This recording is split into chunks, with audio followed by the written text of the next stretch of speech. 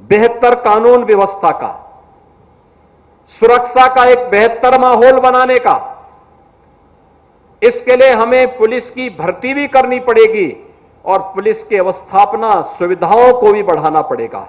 एक साथ प्रस्ताव तैयार करिए, हर एक पुलिस लाइन में, हर थाने में, हर पीएसी की बहानियों में अवस्थापना सुविधाएं इतनी बढ़ाइए कि वहां पे रहने वाले पुलिस कार्मिक जब उन्हें ड्यूटी के बाद अवकाश मिले तो वे जाकर के वहां आराम से रह भी सकें, एक सुरक्षित माहौल में रह सकें। इस प्रकार की एक व्यवस्था बनाइए। और आज मुझे प्रसन्नता है, उत्तर प्रदेश के अंदर हम लोगों ने हर पुलिस लाइन में, हर थाने में, हर पीएसी बहाली के लिए इसी प्रकार के लॉजिस्टिक को उपलब्ध करवाया है जो यहां पे G+11 का आपको देखने को मिल रहा है। और जब मैं जाता हूं, बहुत सारे जनपद ऐसे हैं, उन जनपदों में आप जाएंगे तो उन जनपदों में जो सबसे ऊंची मीनार होगी, सबसे ऊंचा टावर जो आपको देखने को मिलता होगा, वह उत्तर प्रदेश पुलिस का ही बैरक होगा। और उत्तर प्रदेश पुलिस के इस बैरक को देख करके आप अंदाजा लगा सकते हैं कि फलाने जनपद का ये सबसे ऊंचा जो टावर है, ये बिल्डिंग है, यह उत्तर प्रदेश पुलिस के कार्मिकों के लिए जो अवस्थापना सुविधा उत्तर प्रदेश सरकार ने पिछले 8 वर्ष में तय की है, उसी का परिणाम है। बहनों और भाइयों, एक तरफ अवस्थापना सुविधाओं का विकास, दूसरी तरफ पुलिस की भर्ती की पारदर्शी व्यवस्था, और परिणाम वही है जो प्रदेश पहले दंगा प्रदेश माना जाता था। हर जनपद में कोई ना कोई बड़ा माफिया और गुंडा तबाही मचाया हुआ था। आज वही प्रदेश कानून व्यवस्था का एक मानक देश के अंदर प्रस्तुत कर रहा है। दंगा मुक्त, गुंडागिर्दी से मुक्त, माफिया से मुक्त, एक अनुशासित और उपद्रव प्रदेश से बदल करके अब एक अनुशासित और उत्सव प्रदेश के रूप में अपनी एक नई पहचान के साथ आगे बढ़ा है। और उसी पहचान को आगे बढ़ाने के लिए आज 26वीं बहानी पीएसी में ये G+11 के इस टावर और हॉस्पिटल के उद्घाटन कार्यक्रम के साथ मुझे आपके साथ जुड़ने का अवसर प्राप्त हुआ है। यह उसी दिशा में किए जाने वाले प्रयास का हिस्सा है।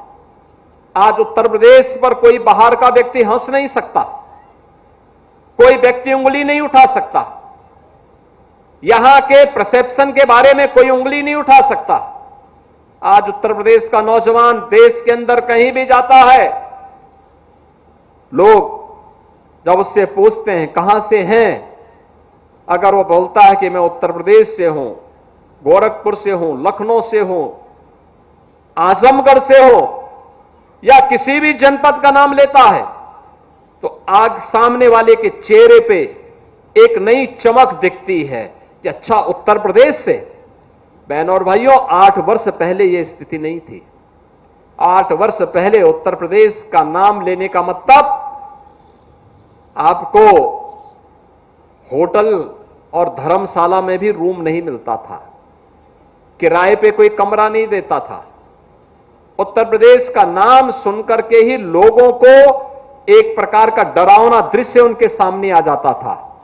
आज इस डरावने दृश्य से उभार करके उत्तर प्रदेश को नए भारत के, एक नए उत्तर प्रदेश के रूप में प्रस्तुत करने के साथ साथ कानून व्यवस्था की बेहतर नजीर प्रस्तुत करने वाले प्रदेश के रूप में आज जो नया उत्तर प्रदेश देखने को मिल रहा है, इसके लिए उत्तर प्रदेश के उन सभी जवानों का मैं अभिनंदन करता हूं जिन्होंने प्राण प्रण से जुट करके इस पूरे कार्यक्रम का हिस्सा बनकर के इस कार्यक्रम को सफलतापूर्वक आगे बढ़ाने में अपनी मदद की है।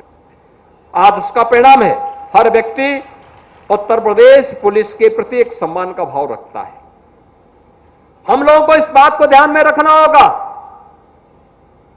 कि फोर्स की ट्रेनिंग का जो सबसे बड़ा मंत्र है, वह मंत्र है कि ट्रेनिंग के दौरान जितना पसीना बहेगा, याद रखना, जीवन के आगामी 30-35 वर्षों की सेवा में उतना ही कम खून बहेगा।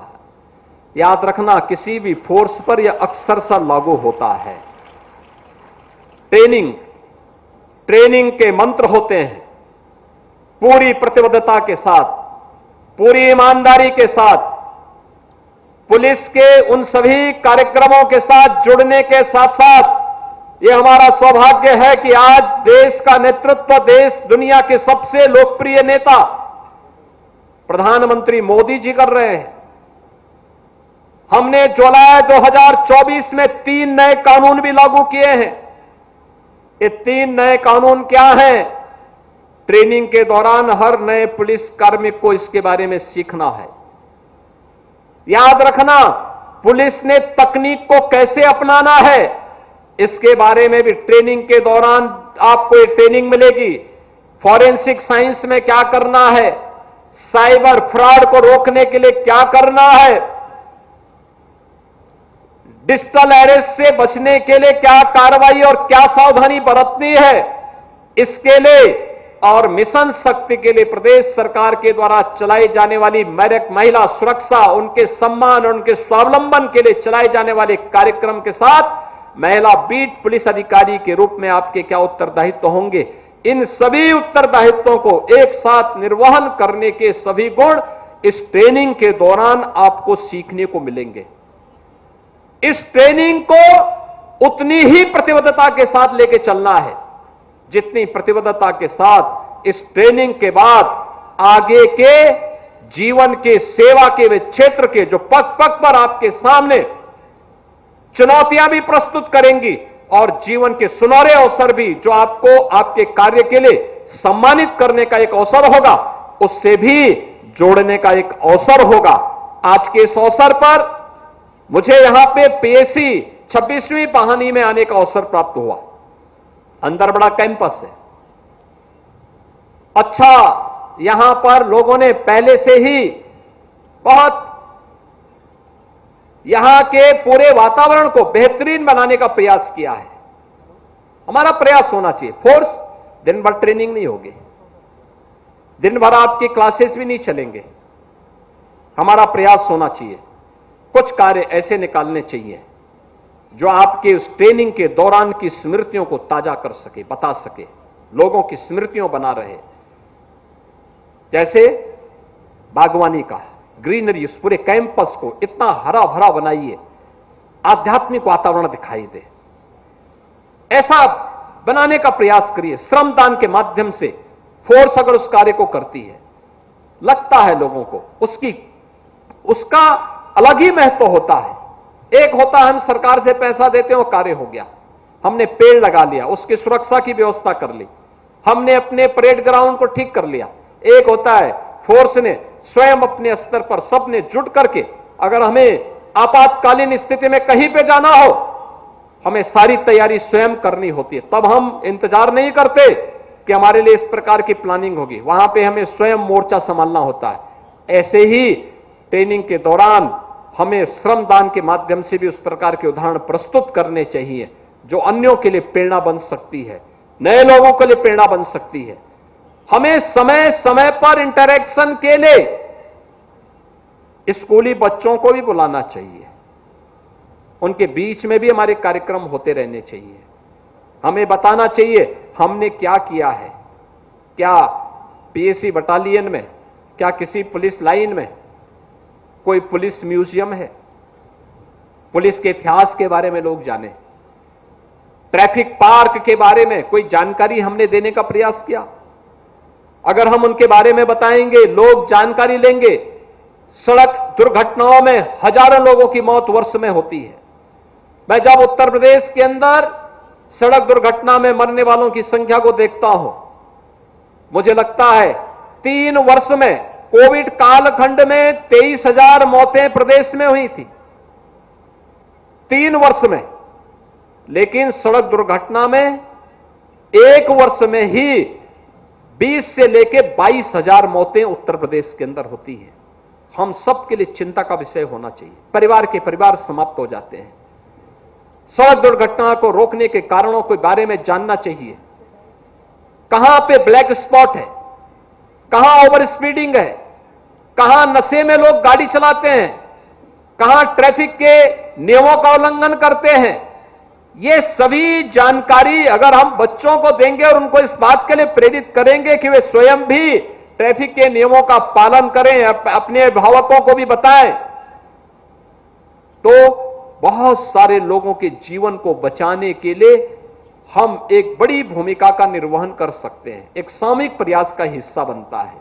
और ट्रेनिंग के दौरान इन सभी के बारे में सीखना, महिला सुरक्षा के सामने कौन सी चुनौतियां हैं, उन चुनौतियों के बारे में भी जानना, क्योंकि एक एक महिला पुलिस कार्मिक को एक समय के बाद महिला बीट अधिकारी के रूप में अपने अपने बीट में उसको वहां पे लीडरशिप देनी है, ग्राम पंचायत में जाके, किसी वार्ड में जाकर वहां के लोगों के साथ संवाद बनाना है, एक टीम वर्क कैसे होता है, सुरक्षा के लिए, महिला सम्मान के लिए, महिला स्वावलंबन के लिए कौन कौन से ऐसी स्कीम है जो उन्हें स्वावलंबन के मार्ग में सम्मानजनक ढंग से आगे बढ़ा सकता है।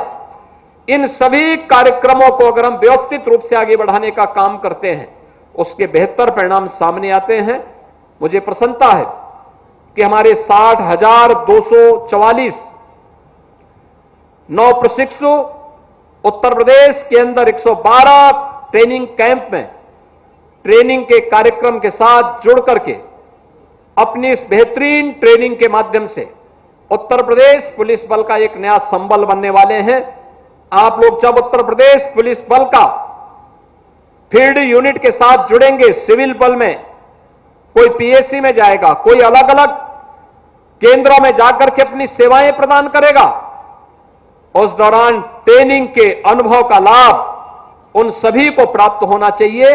आज के इस अवसर पर 26वीं बहानी के इस G+11 नए टावर के लोकार्पण और नए हॉस्पिटल के लोकार्पण कार्यक्रम के अवसर पर मैं पीएससी परिवार को, उत्तर प्रदेश पुलिस बल को हृदय से बधाई देता हूं, अपनी शुभकामनाएं देता हूं और मुझे विश्वास है कि आप सभी लोग उत्तर प्रदेश को सर्वोत्तम प्रदेश बनाने की दिशा में किए जा रहे प्रयास को और प्रभावी ढंग से आगे बढ़ाने का कार्य करेंगे। आप सबके प्रति मेरी मंगलमय शुभकामनाएं हैं। धन्यवाद। जय हिंद। तो गोरखपुर से यूपी सीएम योगी आदित्यनाथ